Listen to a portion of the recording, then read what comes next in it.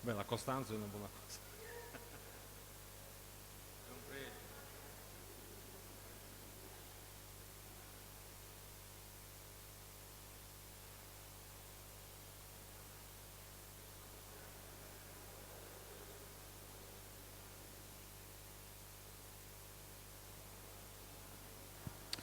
Buongiorno a tutti, possiamo cominciare a prendere posto per il nostro culto.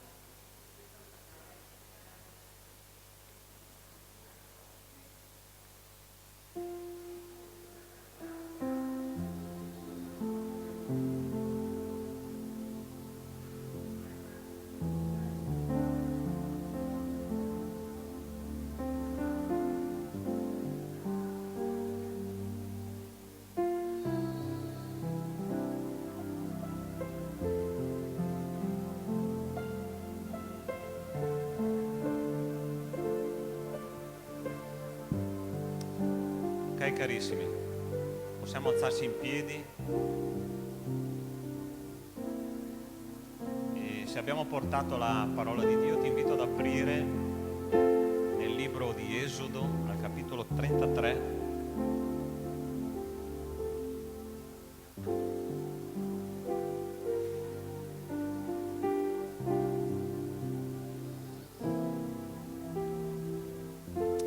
Leggeremo i versetti 17 fino a 19. Esodo 33 da 17 a 19. Oggi il tema del nostro culto sarà sulla grazia di Dio e noi faremo delle scoperte. Io credo che la grazia di Dio sia uno degli argomenti teologici più difficili da comprendere, non più facili, e anche più radicali di tutti. La parola di Dio è molto chiara sul tema della grazia e sicuramente noi saremo messi a confronto con delle situazioni del nostro cuore che sicuramente dovremmo risolvere o prendere delle decisioni importanti per noi. Quindi vorrei predispormi leggendo questo testo biblico in Esodo che dice così, 17.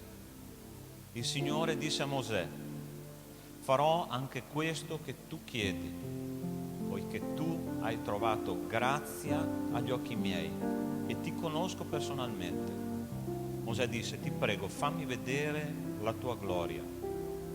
Il Signore gli rispose: io farò passare davanti a te tutta la mia bontà, proclamerò il nome del Signore davanti a te, farò grazia a chi vorrò fare grazia e avrò pietà di chi avrò pietà. Ah, che bello sentirsi dire da parte del Signore: tu hai trovato grazia ai miei occhi. Ossia, io voglio farti del bene in ogni caso. E Mosè, nella sua generazione, il Signore l'ha guardato e ha detto: tu hai trovato grazia ai miei occhi. Attraverso Cristo noi abbiamo trovato grazia agli occhi di Dio. Grazia è un favore immeritato, la parola charis, grazia, favore senza meriti. E quindi noi dobbiamo veramente tutto al Signore, ok? E io vorrei che noi potessimo cominciare questo culto con questo spirito di ringraziamento, di adorazione che tutti i figli di Dio dovrebbero avere. Questa settimana, oltre a questo testo biblico, stavo leggendo la storia di Ezechia, no? Ezechia è stato uno dei migliori re di Israele, che troviamo registrato la sua storia nel libro dei re e delle cronache. Ma c'è stata una cosa interessante, che a un certo punto Dio per grazia l'ha guarito da una gravissima malattia.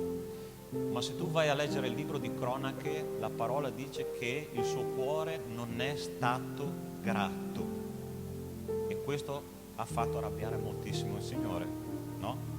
La grazia di Dio deve portarci alla adorazione, al ringraziamento, a dare qualcosa al Signore. E io e te siamo qua stamattina per dire che il Signore ci ha liberato da tante cose cattive nella nostra vita, e siamo qua per adorarlo e per ringraziarlo. dobbiamo avere uno spirito di ringraziamento.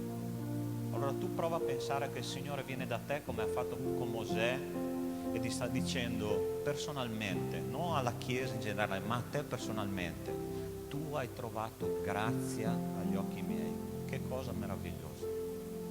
E dobbiamo fare, attraverso questo sentimento che il Signore mette dentro di noi, un culto che è pieno di lode, pieno di adorazione, di ringraziamento, di gratitudine al nostro Signore. Io penso che ne abbiamo tante di cose per cui ringraziare il nostro Dio. Amen? Possiamo chiudere i nostri occhi e pregare che Lui ci aiuti a ricordare ogni singola cosa che Lui ha fatto per noi. Come dice un salmo: anima mia benedici il Signore e non dimenticare nessuno dei Suoi benefici. Signore, noi ti ringraziamo perché abbiamo vita e vita in abbondanza. Abbiamo un corpo che funziona, abbiamo forza per fare il nostro lavoro, abbiamo intelligenza per portare avanti i nostri impegni, abbiamo una famiglia, abbiamo una casa, ma soprattutto ogni altra cosa noi abbiamo te, Signore. E in mezzo al deserto, Signore, tante volte della nostra vita, in mezzo a un cammino senza punti di riferimento, tu sei il nostro punto di riferimento.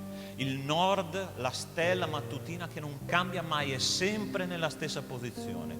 Io ti prego nel nome di Cristo Gesù questa mattina di fare, Signore, un'opera potente nel cuore della tua Chiesa attraverso la grazia di Dio.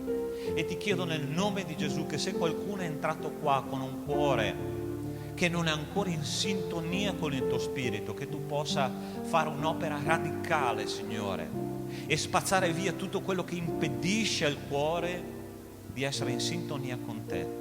Padre, nel nome di Cristo Gesù io ti chiedo di fare questo, e io sono sicuro, Signore, che attraverso le nostre preghiere, e se c'è qualcuno qua che sta dicendo amen a questa preghiera, quando 2 o 3 si riuniscono nel tuo nome, tu sei in mezzo a loro e tu rispondi sì alle nostre preghiere. Grazie, Padre, perché sono sicuro che tu lo farai, e lo farai nel nome di Cristo Gesù. Amen e amen.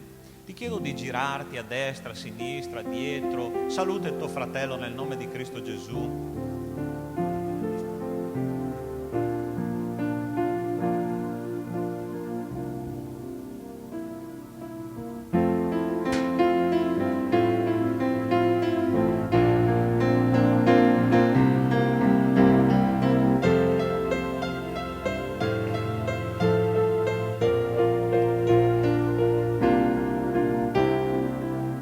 Il risultato del cielo.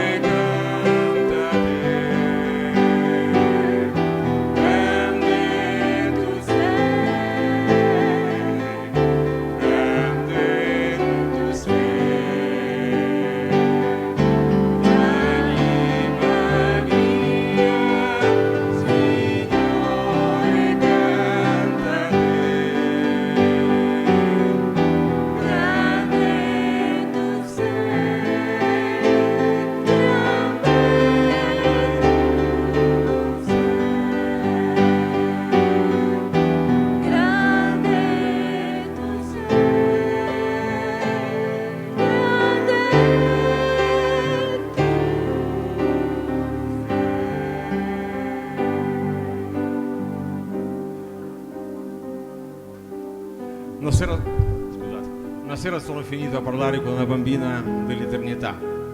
Allora, come sarà? Cosa sarà? E lei, ma riusciremo a saltare da una nuvola all'altra? Non lo so. Ma viaggiare da un pianeta all'altro? Non lo so. Ma in che lingua parleremo? Non lo so. Anche se fosse in russo non mi sarebbe piaciuto, non sarei il contrario. Ma saremo ancora una famiglia? Non lo so. Come non lo so? Non lo so. Poi si ferma un attimo e fa, ma in pratica, cioè in sostanza, cosa che faremo? Ah, questo lo so.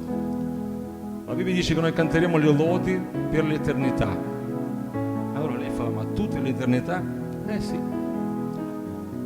Crescendo lei e invecchiando io, ci siamo accorti che girandosi indietro e guardando i giorni della nostra vita, tu riesci a vedere tutte le volte quando il Signore è intervenuto nella nostra vita, a volte in modo leggero e tranquillo e delicato, a volte piuttosto drastico, ma in entrambi i casi ha fatto per il nostro bene. Ma soprattutto canteremo in eternità, tutta l'eternità, per il dono della grazia che ci ha concesso. E per quello ci serve veramente tutta l'eternità. In eterno canterò.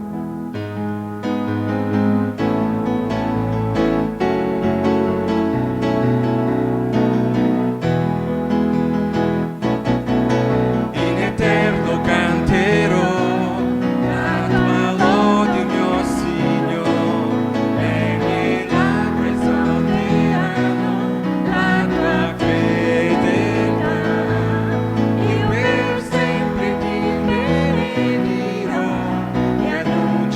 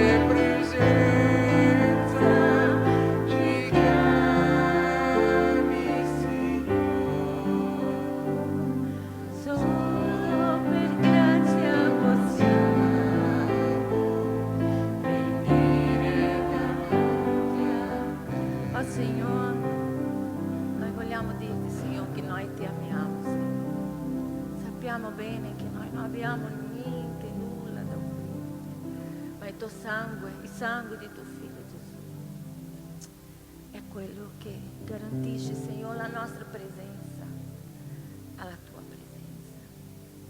Oh Signore, apri i nostri cuori, metti la tua lode, Signore, nella nostra bocca. Noi vogliamo adorare, innalzare te. Tu sei il nostro Dio. Ecco la tua Chiesa, Signore. Noi siamo il tuo popolo, quello che tu hai riscattato a te, quello che tu vuoi rapportarti, parlare, stare insieme, vivere, gioire, soffrire. Oh Signore, apri i nostri cuori, in modo che noi possiamo venire davanti a te per la grazia, per la potenza del sangue di nostro Signore Gesù. Signore, che questa domenica sia una domenica speciale.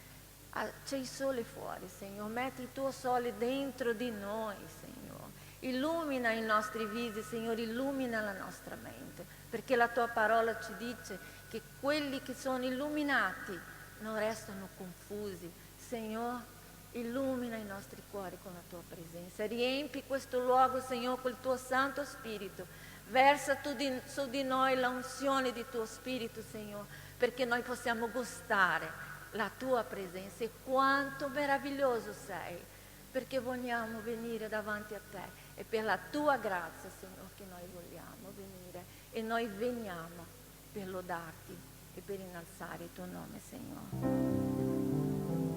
Solo per grazia possiamo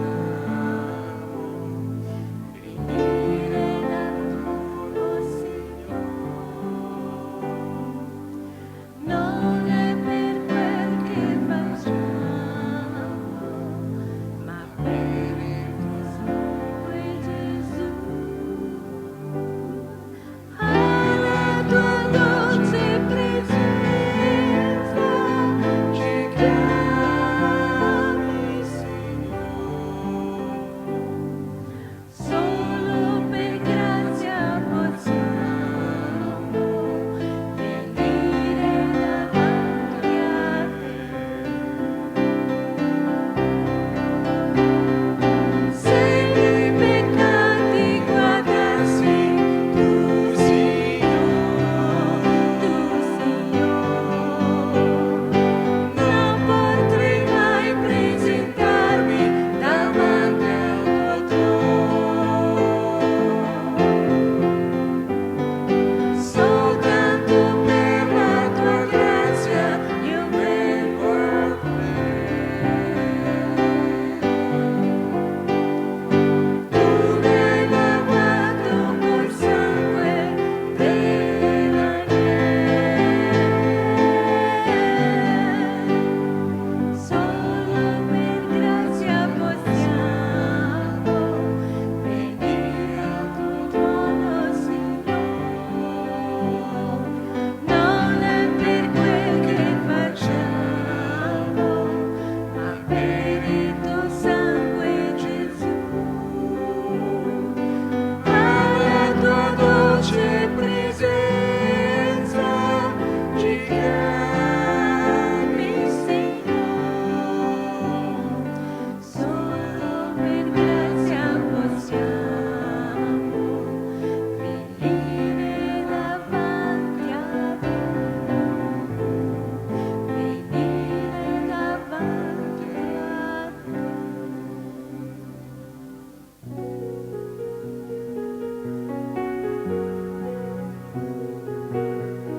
Vorrei leggere un paio di versetti che si trovano in Efesini capitolo 2, versetto 4.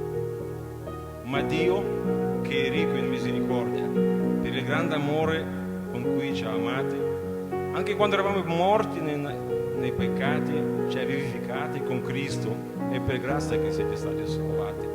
Versetto 8. Infatti è per grazia che siete stati salvati mediante la fede, e ciò non viene da voi, ma è il dono di Dio, non è in virtù di opere, affinché nessuno si levanti.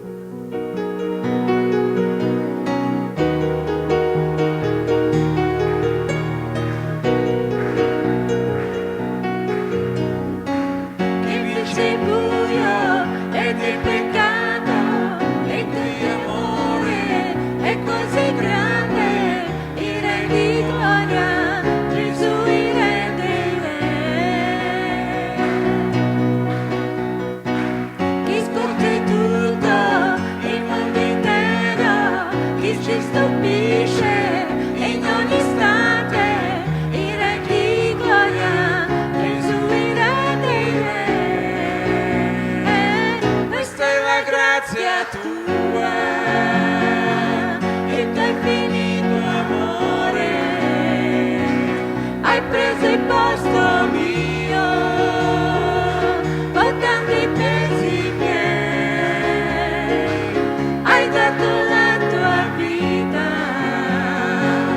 perché io fossi libero. Oh, Gesù, io canto di ciò che hai fatto in me.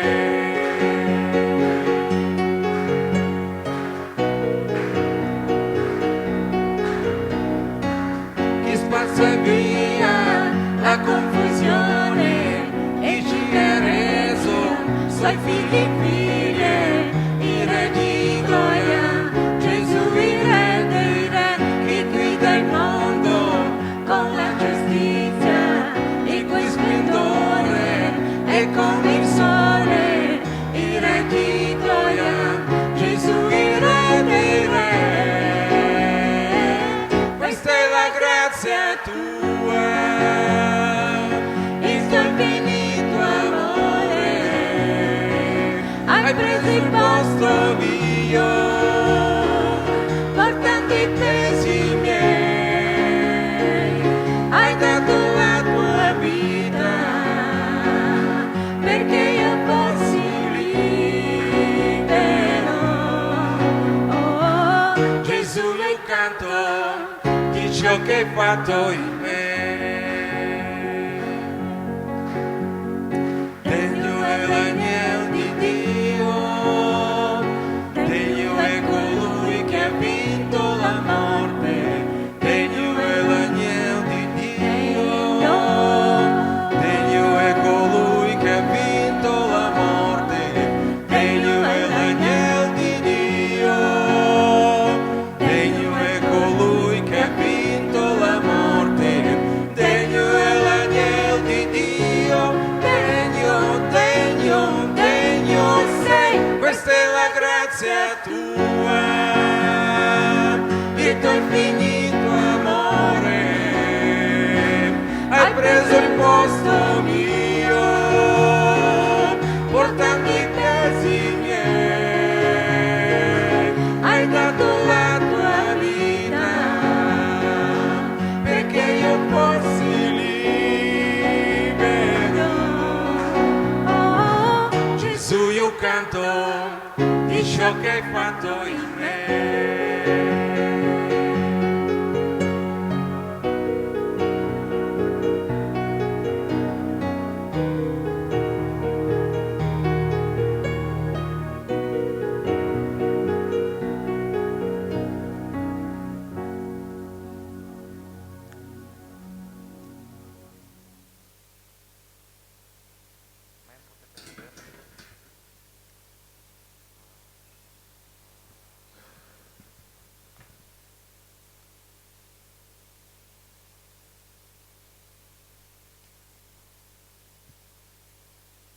Amen.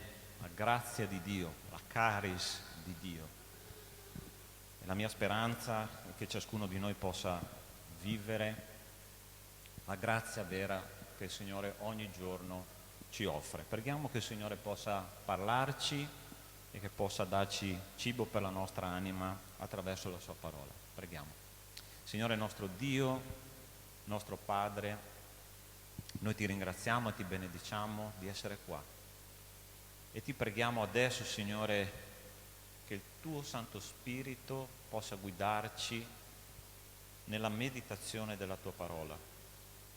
Signore, interpreta per favore, a favore del tuo popolo, quello che abbiamo bisogno, quello che c'è in più, Signore, umano, ti prego di toglierlo nel nome di Gesù, quello che c'è in meno, che tu possa aggiungere nel nome di Gesù, e che tu possa dare, Signore, un pranzo spirituale a ciascuno di noi, e che usciamo di qua, Signore, sfamati dalla tua grazia.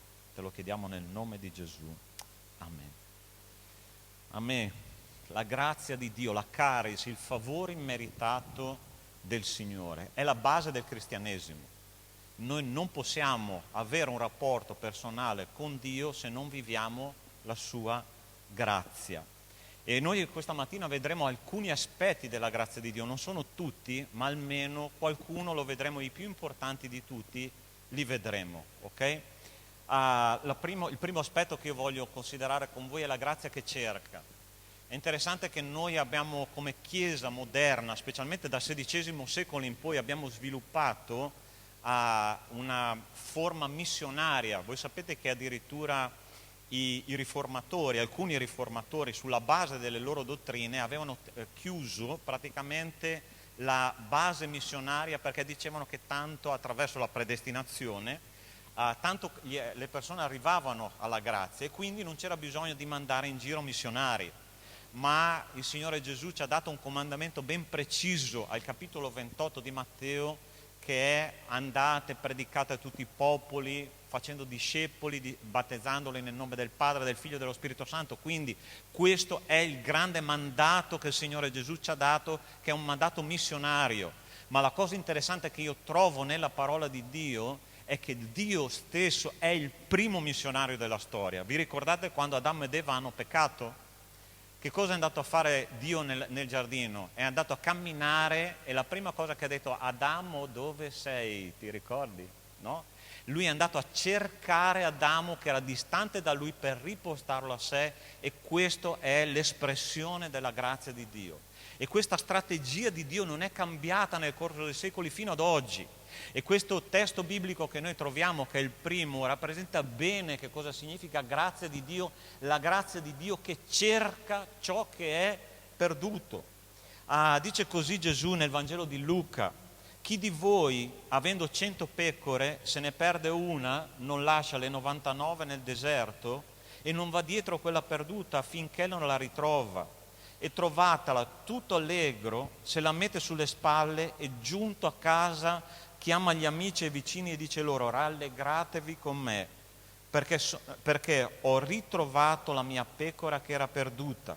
Vi dico che allo stesso modo ci sarà più gioia in cielo per un solo peccatore che si ravvede, perché per 99 giusti che non hanno bisogno di ravvedimento. Guarda che cosa straordinaria che ci dice il Signore. Qua il Signore ci comunica i sentimenti che Lui prova quando la sua grazia è accettata e ricevuta nella vita e nel cuore di una persona. Lui lascia le 99 pecore per andare a cercare missionario, Dio è missionario, la pecora perduta, per riportarla a sé, e quando la trova non solo fa festa, ma fa fare festa a quelli che sono vicino a Lui. Quindi, caro mio, quando io e te ci siamo convertiti, il Signore Gesù ha fatto festa in cielo, ha fatto fare festa agli angeli, ha fatto fare festa alle chiese, e non c'è periodo e momento più bello quando le persone si battezzano e testimoniano che Dio lo è andato a cercare, l'ha preso, l'ha portato fino a sé e ha cambiato in modo radicale la sua vita.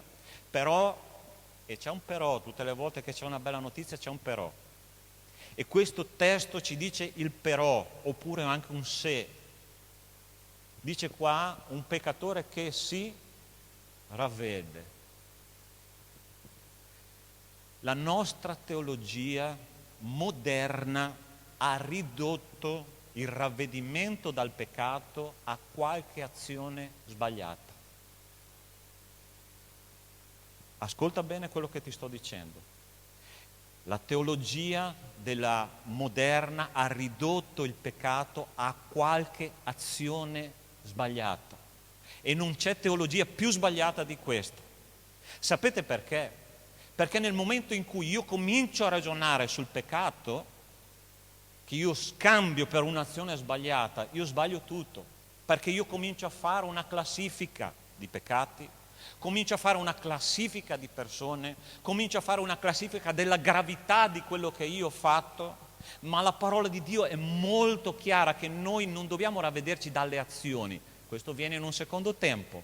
Noi dobbiamo vederci da quello che noi siamo. Quello che noi siamo si chiama peccato, ossia è la nostra natura intrinsecamente malvagia che abita dentro di noi e da cui dobbiamo ravvederci. Ti voglio fare una domanda critica, ok? Ed è per questo che all'inizio dicevo che la grazia è la dottrina più difficile da capire e anche la più radicale, ok?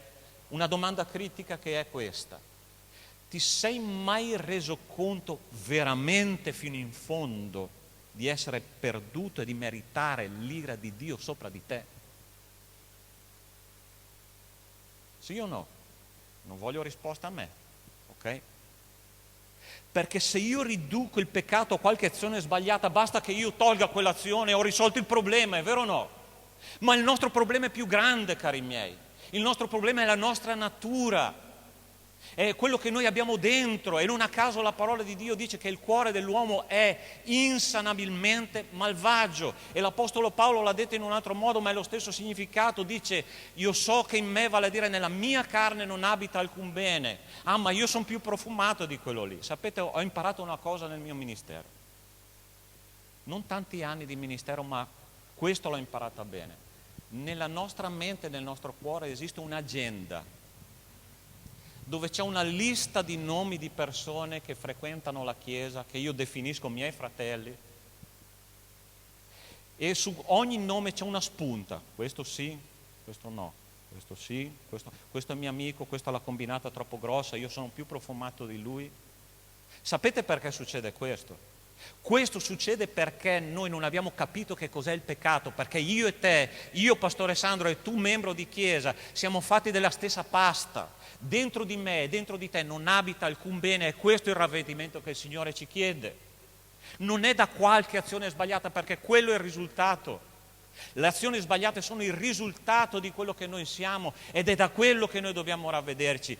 Ti ripeto la domanda che ti ho fatto prima: ti sei reso conto in un punto della tua vita spirituale che io e te meritavamo l'ira di Dio? Quell'ira che è stata sopra Gesù alla croce, quello dove Dio si è sfogato sulla vita di Gesù per 3 ore, si è fatto buio su tutta la terra, si è fatto un terremoto, lì il Dio Padre stava scaricando la sua ira su Cristo affinché l'ira fosse deviata da noi. Hai capito la teologia che c'è scritto nella parola di Dio? È questo che noi dobbiamo capire.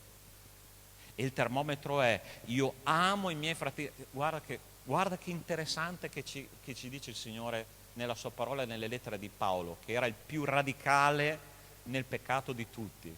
Voi sapete che Paolo è partito, nelle sue prime lettere diceva: io sono l'ultimo degli apostoli, ok? Poi un pochino più avanti negli anni, in un'altra lettera scrive: io sono il minimo di tutti i santi. Aveva già capito il passaggio, no? Stava già accettando che dentro di lui non c'era nessun bene. E nell'ultima lettera, quella di Timoteo, scrive: io sono il primo dei peccatori. Aveva capito come funzionava la cosa. Ed è interessante che all'inizio lui non riusciva a accettare a Giovanni Marco, che rallentava l'opera. Ti ricordi quando gli ha detto: Giovanni Marco non lo voglio perché rallenta l'opera, l'ha cacciato via insieme a Barnaba? Ma è interessante che negli ultimi anni della sua vita lui ha chiamato con sé 7 giovani per andare a Gerusalemme, perché non ce la faceva più a stare da solo, perché aveva capito che lui e i suoi giovani erano della stessa pasta. Allora, caro mio, chi ci dà il diritto di amare di più o di amare di meno una persona? Chi? Il diavolo? E la nostra carne? Il Signore dice: caro mio, ravvediti. E l'Apostolo Paolo dice: amatevi gli uni gli altri come io vi ho amati in Cristo. Facile, vero? Radicale, vero? Ma è questo il senso del ravvedimento. 2 tipi di grazia: la grazia comune o la grazia particolare. Passiamo al secondo testo biblico, che dice così: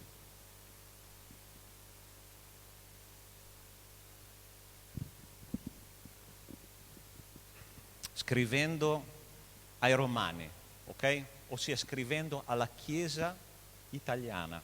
Chissà perché è proprio questo testo biblico scritto a noi, ok? Alla Chiesa di Roma.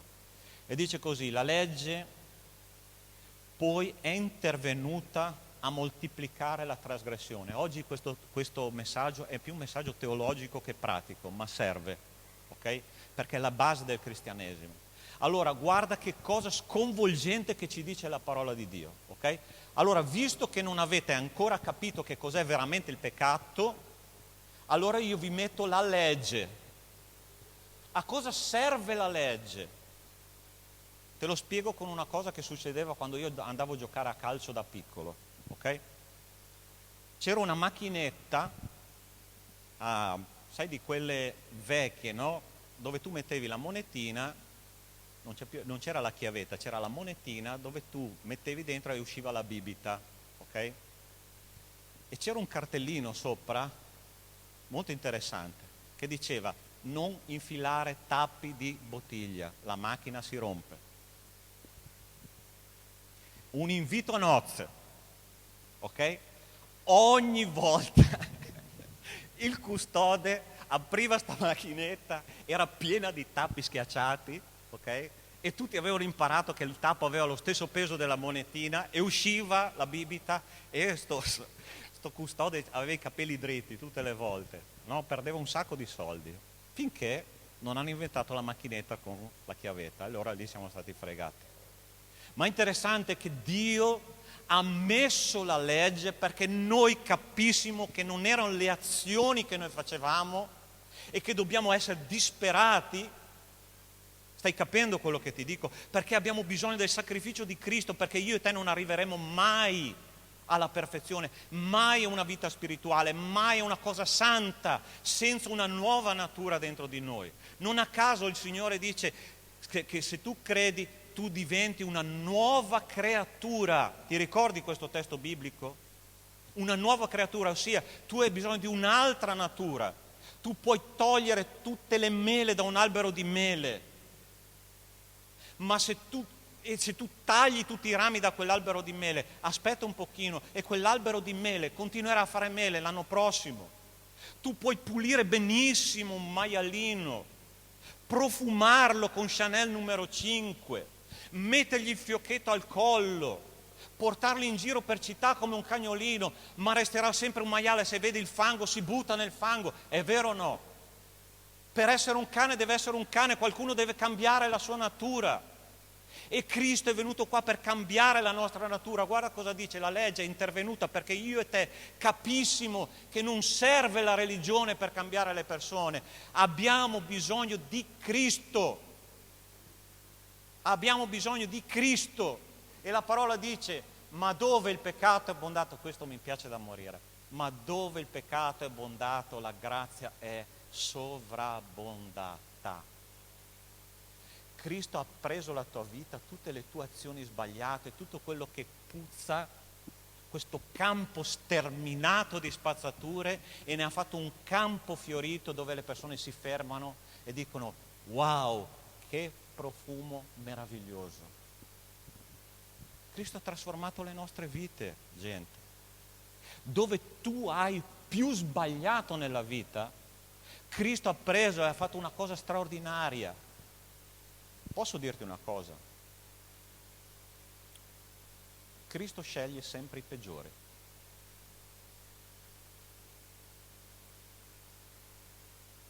Quindi mettiti il cuore in pace, io e te siamo i peggiori. Quelli che dentro hanno delle cose talmente brutte, talmente profonde, talmente peccaminose, per dimostrare che cosa? La sua grazia. È gratuita, gente. Ma noi dobbiamo capire che il peccato non è una semplice azione, è la nostra natura. Guarda cosa dice questo testo.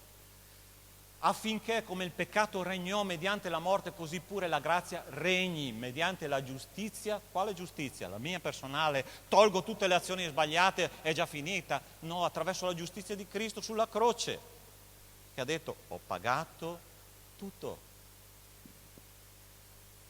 A vita eterna per mezzo di Gesù Cristo, nostro Signore. Questa è la grazia che ricicla il nostro passato. È interessante che Dio guarda i peggiori e trasforma le loro vite perché la sua giustizia, la sua gloria, la sua grazia sia manifesta in loro. Finché io mi profumo dalla testa ai piedi e dico io sono un bravo cristiano, allora ti posso fare una sfida, lanciare una sfida questa mattina, paragonati a Cristo. Tu guardi Cristo e dici, quanta strada devo ancora fare per essere come Lui? È tanta, vero? Ma a noi ci piace scaricare su qualcun altro, no? Io sono meglio di Lui.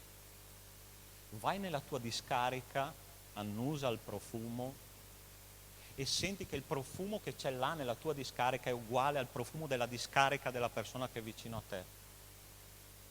Ma se noi lasciamo a Cristo il potere di cambiare questa discarica, perché Lui l'ha presa di sé sulla croce, e c'è un segreto in questo testo, e spero che tu l'abbia visto, e dice: là dove il peccato è abbondato, la grazia è sovrabbondata. Sta attento cosa c'è scritto qua. C'è scritto: la grazia sovrabbonderà. Futuro? Devi fare un duro lavoro perché questo succeda. C'è scritto: là dove la grazia è abbondata, dove il peccato è abbondato, la mia grazia è già sovrabbondata, cosa che è già successa sulla croce. Noi dobbiamo prendere questa verità e dire: Signore, io sono una nuova creatura creata in Cristo Gesù per le buone opere che tu hai precedentemente preparato affinché io le compissi. Io e te siamo delle persone diverse, il tuo vecchio io non esiste più. Finché io non capisco questa realtà, finché io non capisco la profondità del sacrificio di Cristo e quello che Lui ha cambiato dentro di me, io non posso camminare in novità di vita. Perché ci sono tanti cristiani che sono paraplegici spiritualmente parlando? Perché non hanno capito questa verità, perché noi non siamo più quelli di prima. Sei d'accordo con me, sì o no?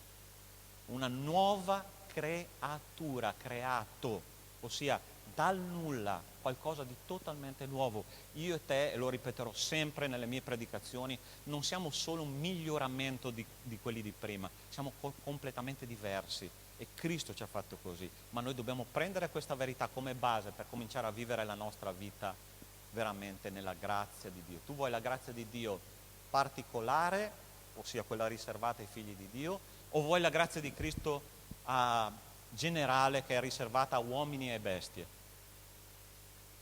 Quale dei due? Salmo 36,6 dice: Dio soccorre uomini e bestie. Adesso dico una cosa che forse non ti piacerà e non piacerà a chi ascolta, ma devo dirtela, perché ho maturato questa cosa dentro di me, attraverso la scrittura. Sta attento cosa ti dico.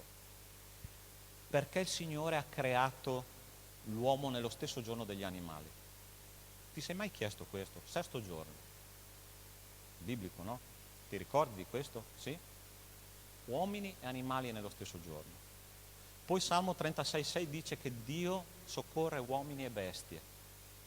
Perché Dio dà la sua grazia comune e generale a tutto l'universo, che tu sia credente o no, che tu sia cattivo o buono, Lui dà grazia comune.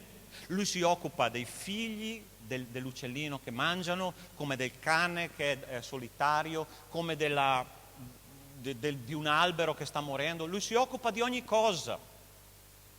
E ci sono persone che vogliono questa grazia comune, ossia io voglio la benedizione della grazia di Dio, ma senza la presenza di Dio, perché Dio mi disturba. Ma io voglio che Lui mi disturbi, io voglio la grazia particolare riservata ai Suoi figli. Tu lo vuoi insieme a me? Sì o no? Ti disturberà il Signore, ma è la sua grazia particolare, io e Lui, in un rapporto personale profondo, insieme, camminando per la vita fino all'eternità. C'è un terzo tipo di grazia: la mia grazia ti basta. Perché se la cosa è così grossa, allora la mia grazia ti deve bastare. Questo testo biblico sicuramente tanti di voi ricordano. È stato registrato nella seconda lettera ai Corinzi dall'Apostolo Paolo. Lui aveva un grosso problema. Era un missionario, doveva girare per tutto il mondo e non c'era il treno Italo e neanche la Freccia Rossa, era a piedi, a volte a dorso di mulo, a volte doveva andare sulle montagne, stare in pericoli, in mezzo alle foreste. Insomma, il suo problema era che lui probabilmente aveva un problema alla vista. Voi potete immaginare un missionario che fa migliaia e migliaia di chilometri per mesi e mesi in giro senza mai una fissa dimora, con un problema alla vista, aveva una malattia agli occhi e a un certo punto, disperato da questa malattia, ha detto: Signore, per favore, e la Bibbia dice che lui ha pregato 3 volte per questo, toglimi questa spina nella carne, toglimi questa malattia, toglimi questo problema, perché io non ne posso più. Allora fermati un secondo. Qual è la tua spina nella carne? Pastore, la mia spina nella carne è una persona della mia famiglia che non si converte. La mia spina nella carne è un problema familiare che non riesco a risolvere. La mia spina nella carne è che continuo a avere problemi economici, questa è la mia spina nella carne. La mia spina nella carne è una malattia che io ho e che non guarisce. La mia spina nella carne è qualcosa che mi fa male ogni giorno, che sto pregando da un sacco di tempo e non riesco a farlo uscire dalla mia vita, e la risposta del Signore questa mattina è: la mia grazia ti basta. Io so che ciascuno di noi vorrebbe togliere questa spina, ma posso dirti una cosa: attraverso questa spina nella carne l'Apostolo Paolo ha detto: nella mia debolezza la tua potenza si manifesta, perché mi sono accontentato della tua grazia. Io vorrei parlarvi con il cuore in mano questa mattina. Per chi non lo sa, è una cosa nostra familiare. Noi abbiamo un figlio che ancora non è convertito al Signore, ok? Stiamo pregando da anni per lui, da anni. Abbiamo insegnato tante cose e ogni tanto nella nostra mente entra quel pensiero che dice: le tue preghiere sono inutili. Questa è la risposta che mi ha dato il Signore questa settimana: la mia grazia ti basta. Qual è la situazione che punge nel tuo cuore, nella tua anima, nella tua mente, e che tu continui a insistere alla presenza di Dio? La mia grazia ti basta. È una preghiera disperata? Sì o no? Stai dicendo: Signore, non ce la faccio più. La risposta è: la mia grazia ti deve bastare, perché la mia grazia è talmente grande e io voglio attraverso la mia grazia fare un'opera profonda nella tua vita. E posso dirti questo anche, che da quando io ho questa spina nella carne, la mia vita spirituale è cambiata in modo radicale. Quanto mi sono aggrappato al Signore, quanta fame ho di Dio ogni giorno, quante cose che ho imparato camminando col mio Signore: la perseveranza, la preghiera di intercessione, aggrapparmi a quello che Dio dice. Signore, io non voglio questa sofferenza. È una preghiera dura, ma per te che stai ricevendo questa parola stamattina, la mia risposta, la risposta di Dio è: la mia grazia ti basta, perché ho già fatto tanto per te. Ma ricordati, io devo fare un lavoro con la tua anima.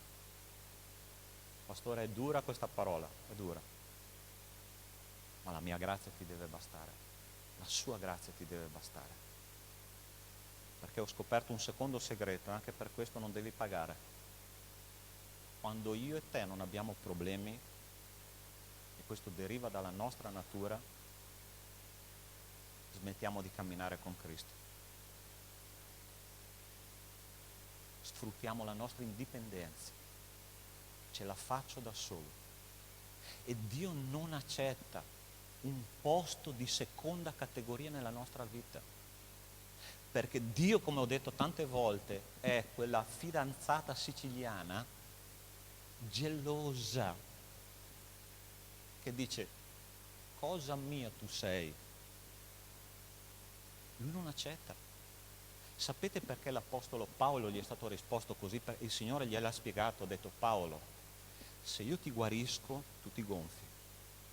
Vai a leggere bene questo testo. Se io ti guarisco, tu ti gonfi per tutto quello che io ti rivelo ogni giorno, per tutte le benedizioni che io ti do ogni giorno. Tu ti gonfi, ti allontani da me, e io non voglio. E questa è una cosa meravigliosa, perché il Signore non ci vuole lontani da Lui. Amen, Chiesa. Però è dura, né?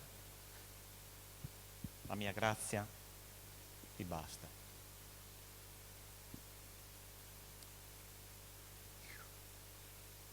Questo è duro.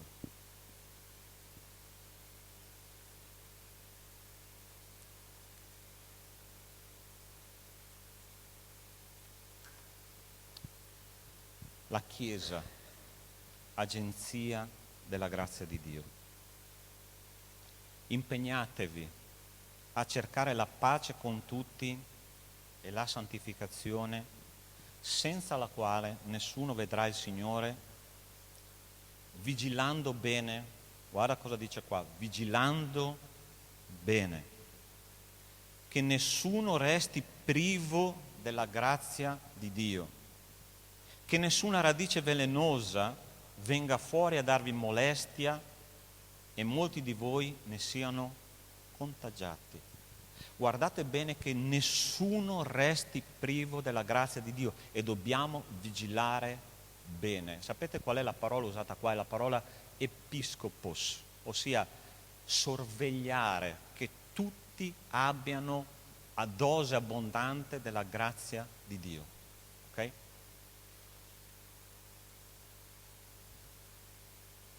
Io vorrei dire tante cose, ma mi trattengo.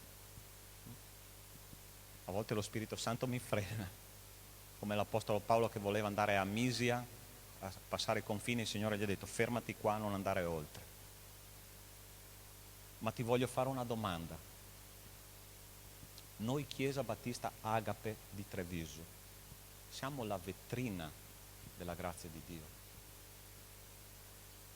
Amiamo le persone quando sono nostri nemici. Amiamo le persone quando non possono darci niente. Amiamo le persone quando sono senza forza. Amiamo le persone quando si oppongono a noi. Sì o no? È una bella domanda. Ci sono persone che neanche ti salutano quando tu passi. Questa è vigilare che tutti abbiano la grazia di Dio.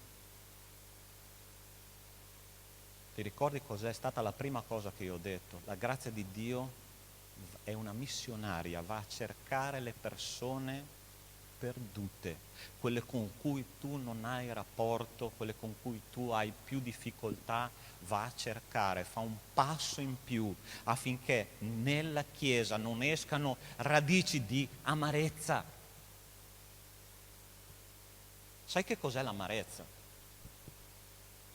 E dice qua che c'è un pericolo quando una persona ha un'amarezza, che tanti siano contaminati. Ho visto tante scene nella Chiesa che non vorrei veramente che si ripetessero. Nella mia storia, ok? Non solo qua a Treviso, ma nella storia della Chiesa. I gruppetti. I gruppetti.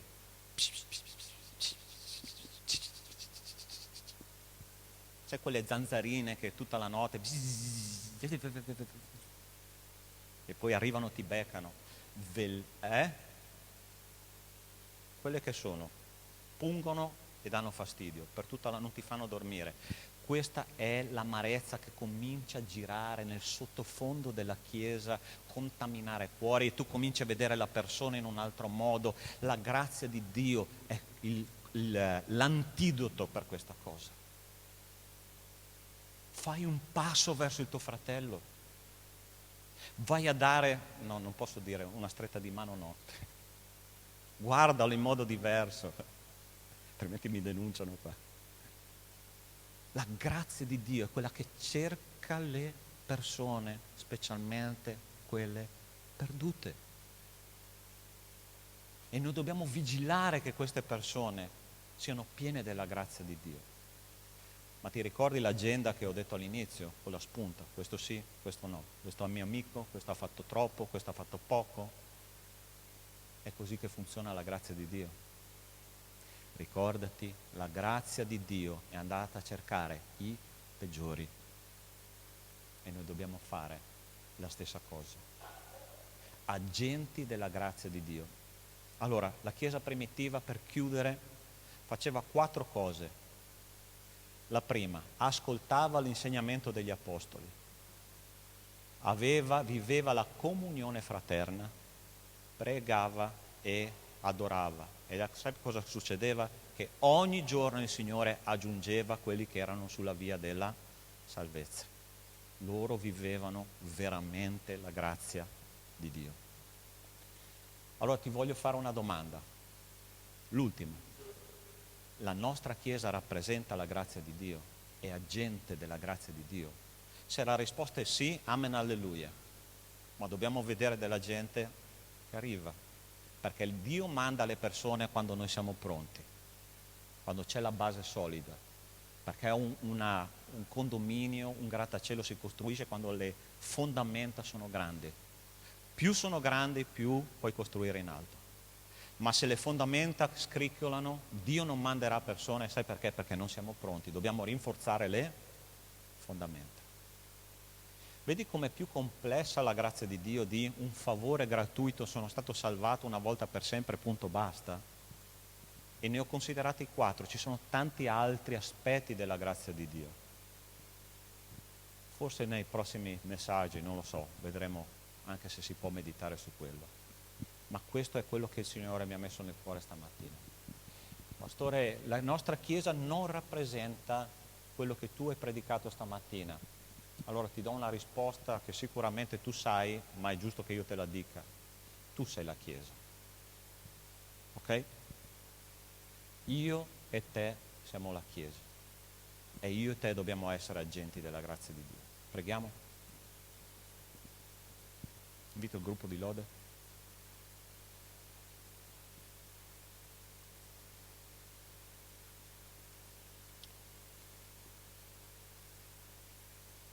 Mentre noi abbiamo gli occhi chiusi, possiamo fare un panorama della nostra vita. Cristo ci è venuto a cercare nel posto più buio, nel momento più buio della nostra vita. E quando noi abbiamo ricevuto la sua grazia, se l'abbiamo veramente ricevuta, tutto è cambiato. Io vi faccio una confidenza, un sentimento che io ho dentro di me e che ci parla della grazia di Dio. Quando io leggo Matteo capitolo 25, dove un giorno tutti gli uomini si troveranno davanti al trono di Dio, che è chiamato trono della grazia, la prima cosa che il Signore farà, e c'è scritto là in Matteo 25, sarà quella di dividere le pecore dai capri. E ci saranno i capri che diranno: Signore, sono andato, ho predicato, ho pregato, ho studiato la tua parola, ho liberato delle persone indemoniate. E la risposta sconvolgente del Signore seduto sul suo trono di grazia è: io non vi ho mai conosciuti. Perché quelle persone non hanno capito che cos'era la grazia di Dio particolare, un rapporto personale con Cristo. Noi non possiamo essere solo convinti, ma dobbiamo essere convertiti. Se io e te ci comportiamo da religiosi per tutta la vita, non serve. Posso togliere ogni singolo peccato dalla mia vita, ma se la mia natura non è cambiata, io sono condannato all'ira di Dio. Ma la grazia di Dio dice: ravvediti e io farò una grande festa nel cielo. Se tu rilevi che il Signore ti ha fatto fare dei frutti spirituali, amore, pace, longanimità, bontà, benignità, dolcezza, autocontrollo, gioia, fedeltà, allora tu sei un vero figlio di Dio, devi solo lavorare perché questo fruttifichi ancora di più. Ma se tu stai dicendo c'è stato piccoli cambiamenti e la maggior parte di questi frutti non ci sono, tu hai bisogno della grazia particolare di Dio, di diventare un figlio di Dio, perché figli di Dio si diventa, non si è attraverso un atto religioso. E io ti chiedo nel nome di Gesù, lascia che lo Spirito Santo analizzi il tuo cuore oggi. E se tu stai dicendo: pastore, io ho bisogno di nascere di nuovo, il Signore è qua per dirti: io figlio, io farò una grande festa e io voglio un rapporto personale con te. Io sento di fare un appello questa mattina. di fare un appello per coloro che vogliono rinnovare il loro patto personale con Cristo e lasciare che lo Spirito Santo ci riempia della sua grazia affinché la sua grazia possa aiutarci a essere una chiesa agente della grazia di Dio. Questo è il primo appello. Ma voglio fare un secondo appello. A tu che hai riconosciuto che hai bisogno di essere una nuova creatura, di ripartire da un fondamento solido che è la sua grazia. Questo è il secondo appello che io faccio. E se tu hai sentito che il Signore ti ha parlato o in uno o nell'altro appello, io voglio pregare per te e lascia che lo Spirito Santo possa lavorare nella tua vita. Ti chiedo, se tu hai ricevuto questa parola e hai detto pastore è per me, allora ti chiedo di alzarti lì dove sei nel nome di Gesù e io voglio pregare per te e insieme a te. Dio ti benedica qua, Dio ti benedica là dietro, Dio ti benedica là dietro. Amen.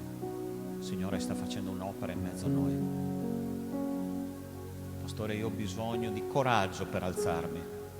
Lo so, ci vuole coraggio per confessare quello che non va al Signore.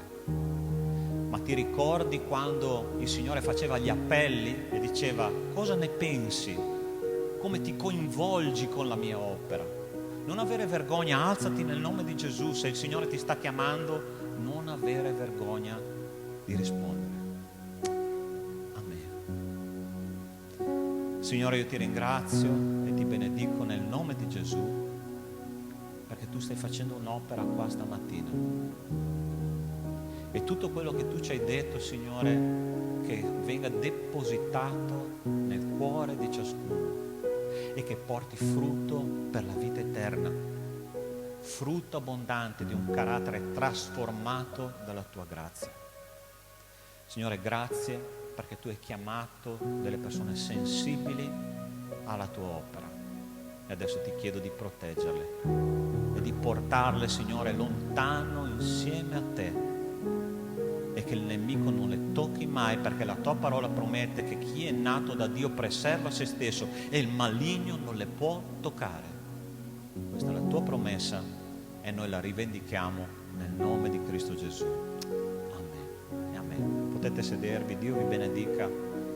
E adesso avremo il momento delle nostre decime, delle nostre offerte. Se tu hai portato le tue primizie, ti chiedo, come le altre volte, di entrare nella corsia centrale e di rientrare dalla corsia laterale, ok? Per favore, grazie.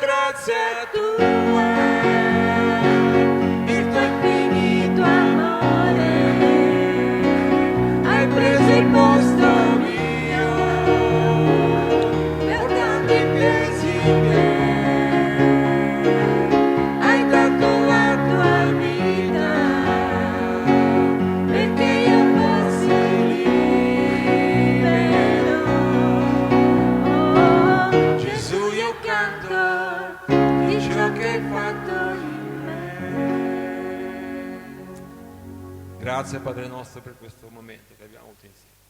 Grazie per la tua misericordia e soprattutto grazie per il tuo perdono che regali a tutti che credono nel tuo Figlio Gesù.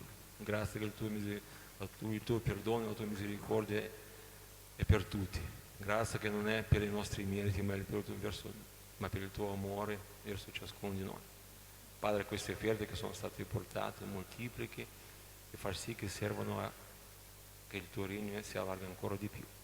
Questa settimana che viene davanti ti chiediamo la tua benedizione nel nome di Gesù. Amen. Potete sedervi un minuto ancora per gli annunci, molto rapidi. Allora, grazie a Dio, questa settimana sono ricominciate tutte le attività della comunità, ok? Adolescenti, giovani, preadolescenti, patchwork, insomma, tutti i ministeri stanno ricominciando a mettersi in moto. È importante che noi manteniamo sempre quelle regole di minima di distanza sociale, mascherina, insomma, quelle cose che sono importanti fino a che il decreto nuovo non ci dirà che cosa dobbiamo fare, dobbiamo mantenere quello che ci è stato detto fino ad oggi. Un annuncio che riguarda il pastore Caio, è atterrato a Francoforte in Germania, quindi ha già fatto una bella fetta di strada. Questa sera Riccardo lo andrà a prendere, è vero, in aeroporto, e quindi dovrà rimanere ovviamente a casa 2 settimane per fare spurgare il virus, ok? Ma non è così, insomma, è una battuta. In quarantena, ma fra 2 settimane ovviamente lui sarà qua di nuovo in mezzo a noi. Amen. Ringraziamo Dio che dopo 4 mesi, quindi io andrò in ferie, grazie, che il Signore benedica veramente il suo ritorno e che possa trovare la Chiesa veramente in ordine, agente della grazia di Dio, ok? Preghiamo per chiudere il nostro culto e dopo che il Signore ci benedica per tutta la settimana. Signore nostro Dio, nostro Padre, grazie per questa mattina insieme a Te soprattutto e insieme ai nostri fratelli. Tu possa adesso benedire il nostro ritorno a casa e riempici, Signore, questa settimana della Tua grazia nel nome di Cristo Gesù. Amen.